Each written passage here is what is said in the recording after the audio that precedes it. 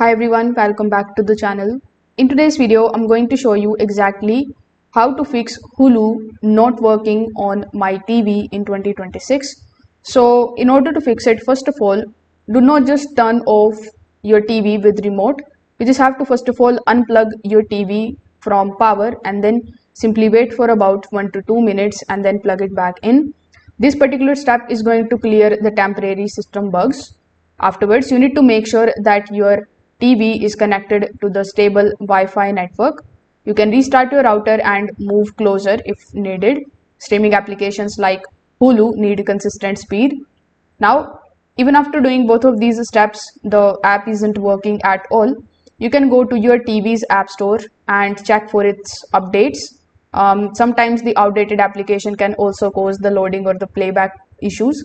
So if you are able to find any of the updates for Hulu, you just have to update it to the latest version.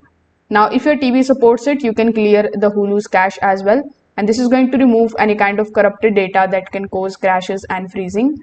Now, sometimes uninstalling the application completely and reinstalling it can also fix the problem. So you can also do that.